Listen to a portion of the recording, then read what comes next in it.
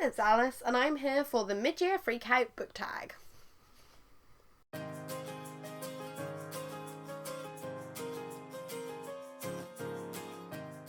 This is my third take at this tag. This is my third year doing this, which is making me feel remarkably old. Damn. What a bummer. But let us do some talking about some reading. So, I have the prompts and I have no answers planned. We are going to go into this together blind because I can't remember the prompts every year, and I just thought it might be fun to just have a bit of a chat, do this a bit more informally, don't get it all planned out, not all polished. See how we go. So, question number 1. The best book you've read so far in 2022. Well, I'm going to go to my Goodreads and see what I've read this year, because to be honest, I haven't really read all that much this year and I'm just trying to work out what the heck it might end up being, because I've read a lot that I didn't particularly like. I've done quite a few rereads and I'd rather not pick a reread. Ooh, there are some contenders, but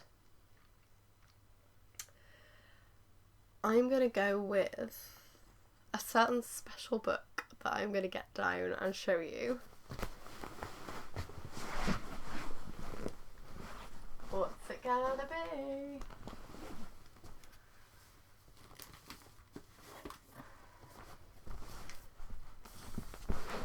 The best book I have read in 2020 so far is Under the Whispering Door by TJ Klune. I love this. I absolutely love this book to pieces. We have been in a bit of a reading slump this year. If you've watched the channel recently, you'll know that we've gone from reading like 30 books in a month to reading like 30 books in 6 months so far this year. So that's not the best. We're a lot lower than we have been, but this one we managed to absolutely fly through. I loved every second of it. It is a book about a guy who dies. Nice cheery subject matter, but the thing is he dies in the first chapter, so you literally just met this guy and then it's like, and he's dead. But it's all about his journey into the afterlife and seeing, kind of like discussing the meaning of life, like what is really important in the grand scheme of things. What do we take with us when we go? What is it important to prioritise while we are alive, and what regrets will you have when your time comes, if you do have the ability to look back on your time. It's very heartwarming. I thought it was going to be sadder than it was, but for a book about death, it's very funny. TJ Klune has this great kind of dry sense of humour, and some of the absolute wackiest things happen, and it just had me rolling on the floor at points. I did cry in this book, I'm not even surprised, but it has made me think of TJ Klune as one of my new favourite authors, and I am looking forward to reading more of their work in the future. Prompt number 2 is the best sequel you've read so far in 2022, and now I'm glad that I picked Under the Whispering Door as the best book, because the other book I was thinking about picking was a sequel. So I'm going to grab that now.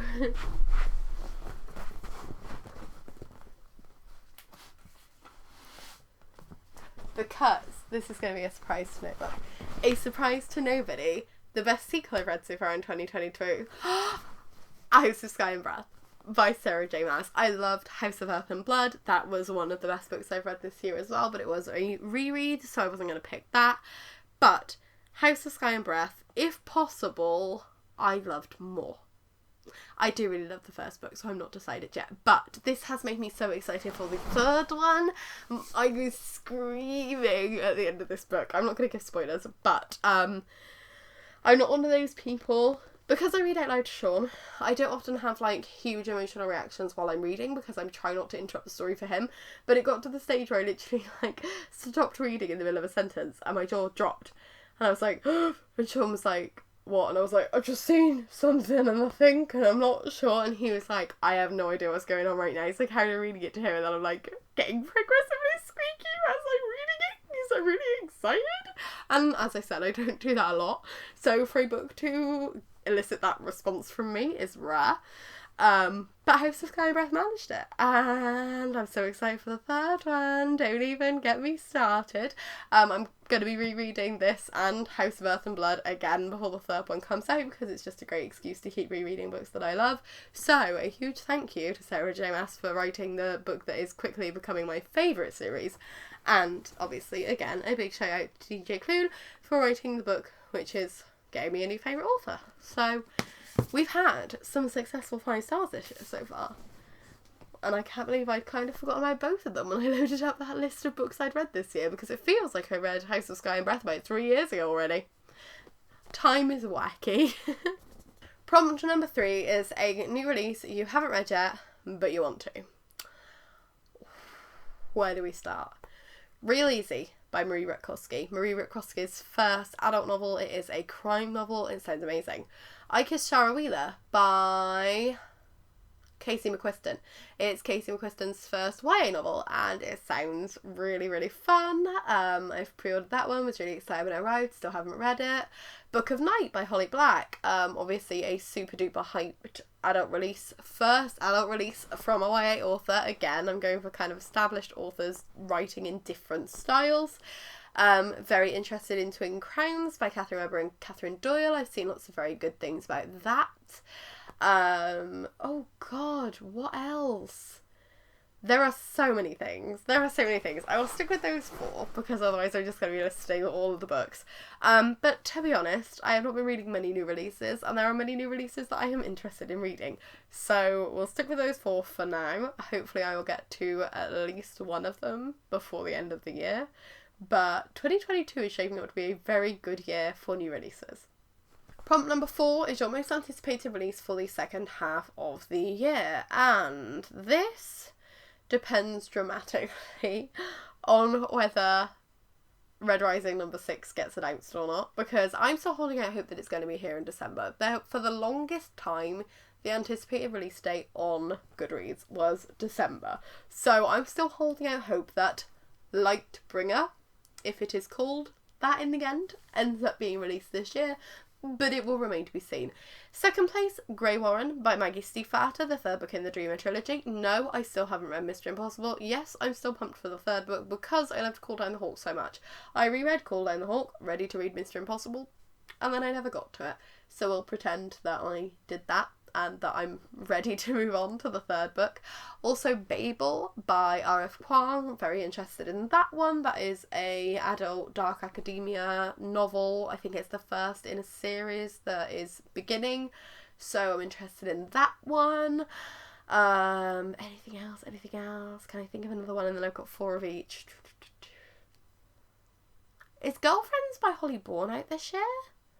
Let's say yes. It's another adult novel by Holly Bourne, who is a very popular YA author.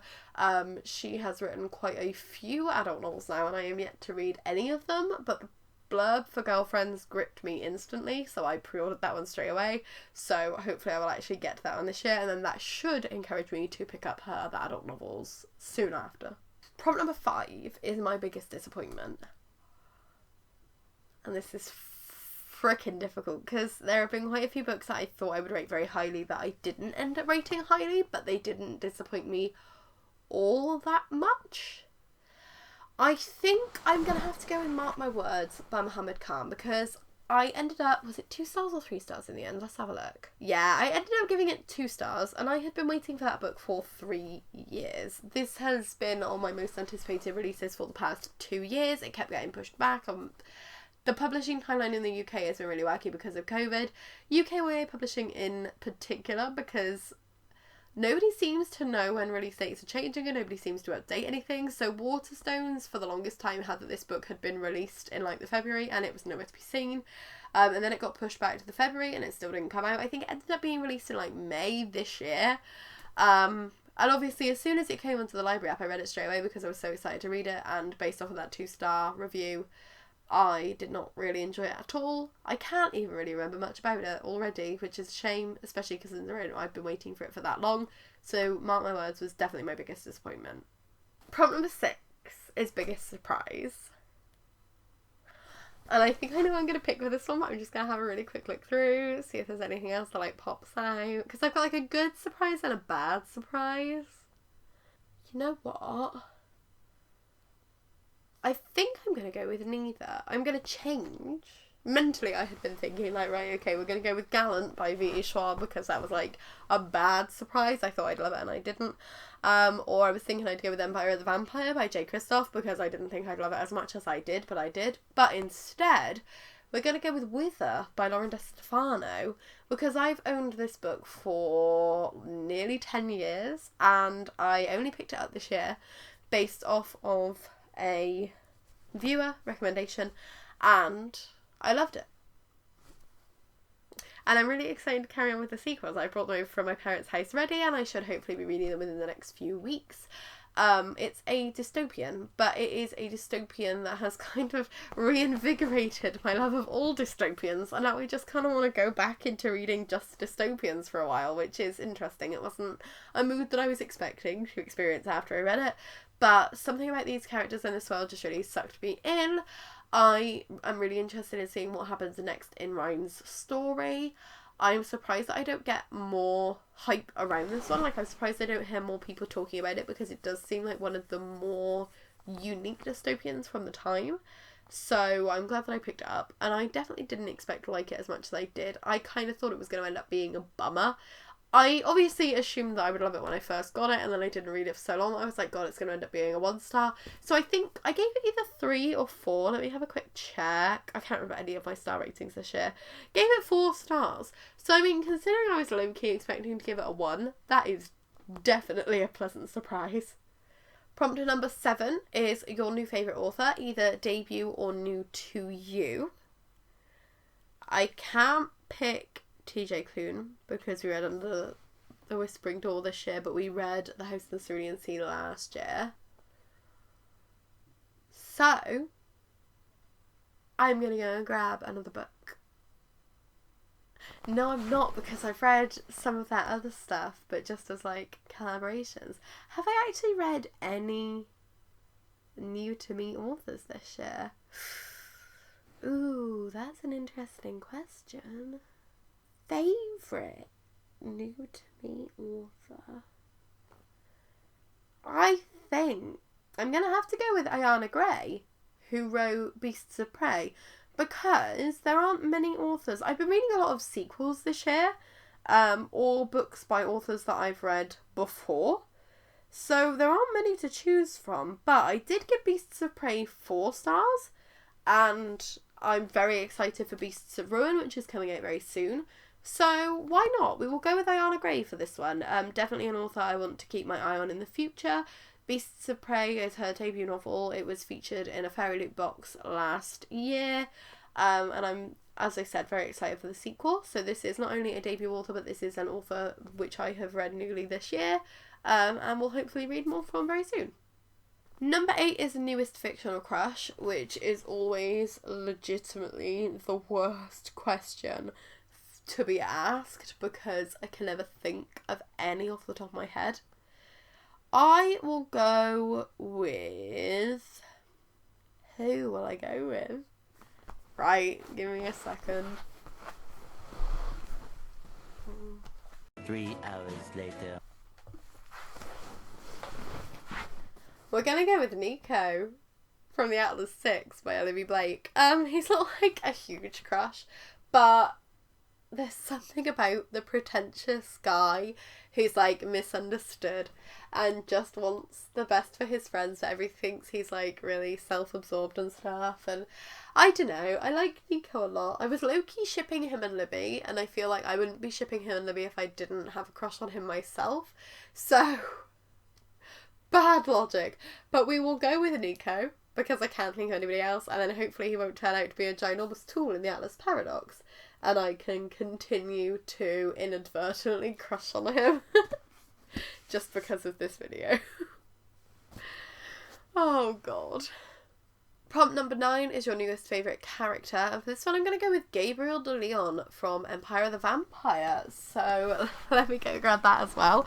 I definitely should have prepared this before I started filming.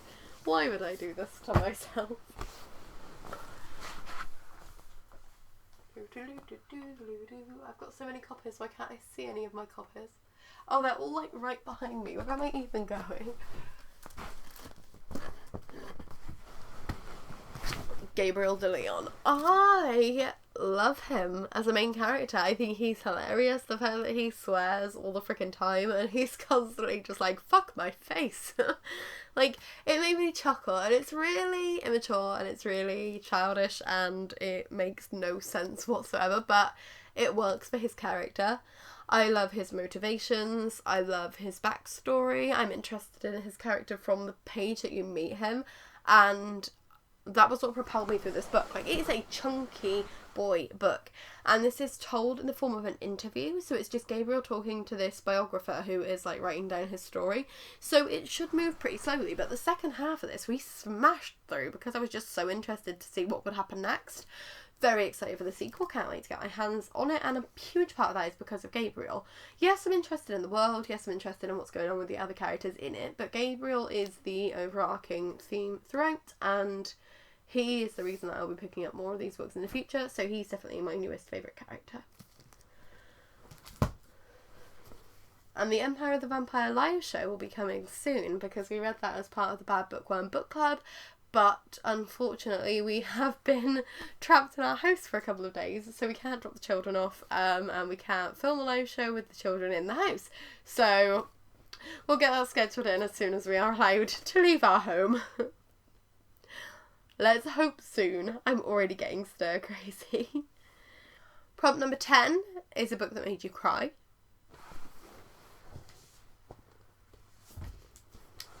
Well, I've already mentioned this one because the only book that's made me cry this year is Under the Whispering Door. Apart from Morning Star by Pierce Brown, but I cry every single time I read that book, so I'm not going to count that one because I'm pretty sure I used that a couple of years ago because I'd reread it that year as well. So we'll go with Under the Whispering Door. Prompt number 11 is a book that made you happy, and like, literally none of these made me happy.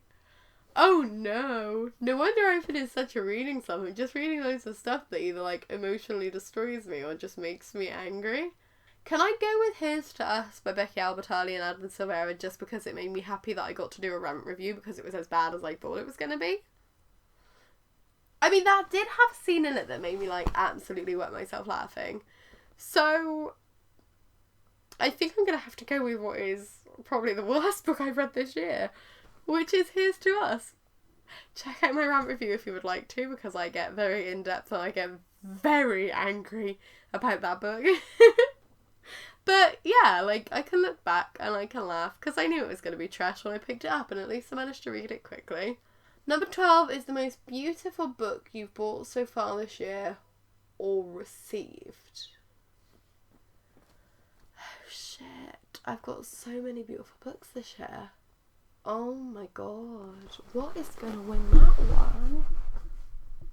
Oh, was that this year? That must have been this year. Fuck! Oh my god, everything's falling. We're gonna pretend that's not happening. No. Oh, it's okay, I caught it. Oh, phew. Oh.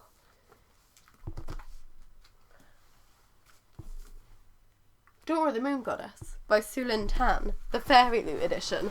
I am pretty sure this came out this year. Copyright 2022. There we go. This, with these gorgeous sprayed edges, is the most beautiful book I've received this year. It's just so stunning. You've got beautiful end paper artwork. You've got more beautiful end paper artwork. You've got under the dust jacket foiling. Like, this couldn't get more stunning. So it has to be Daughter of the Moon Goddess. And then number 13 is Which Books Do You Need to Read by the End of the Year? Okay.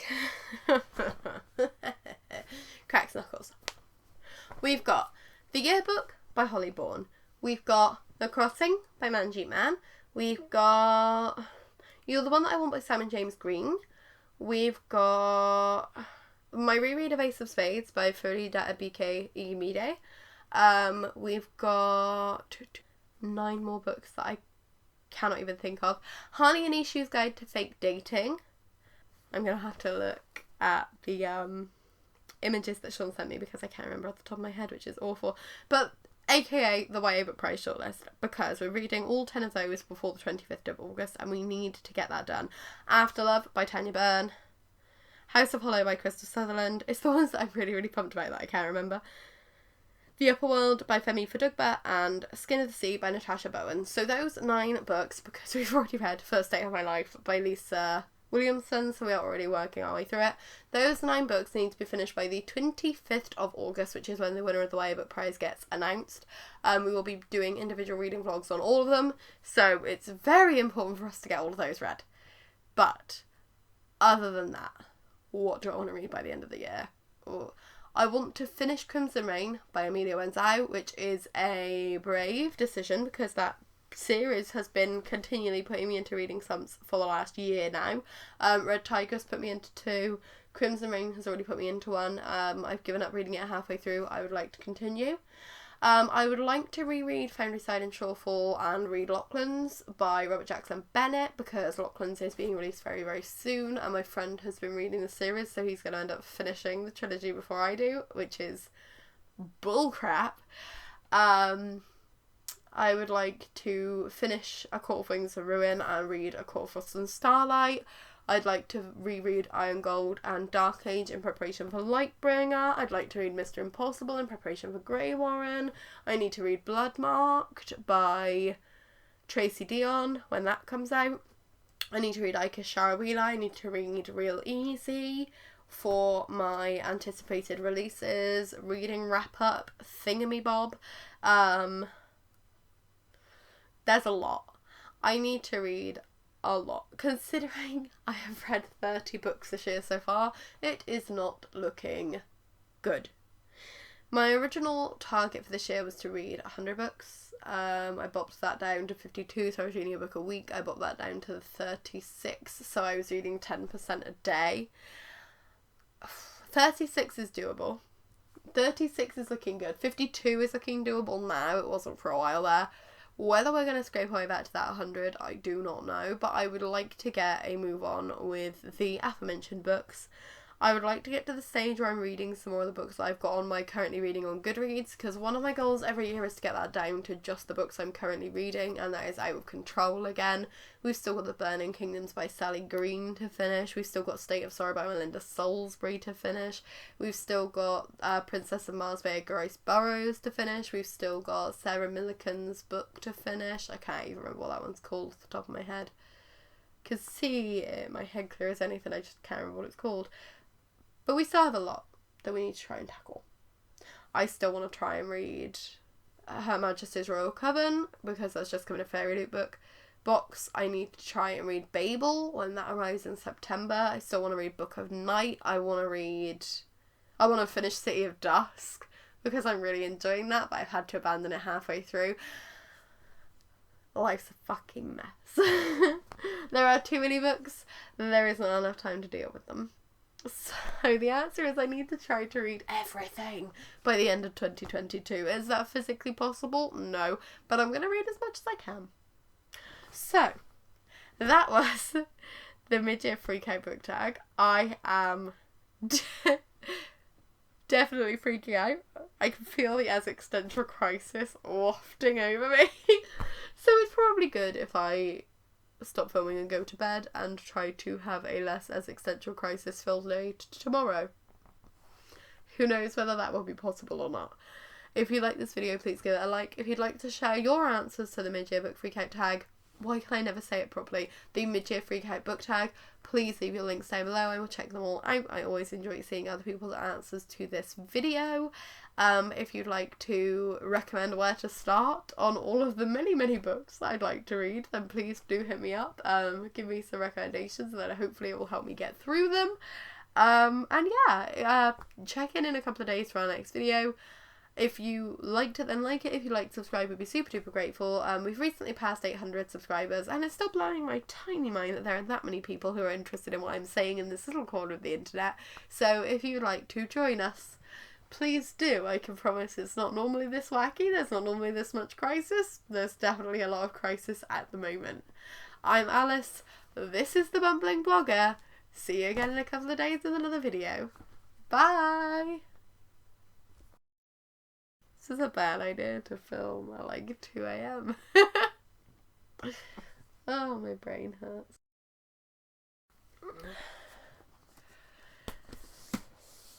Don't drop.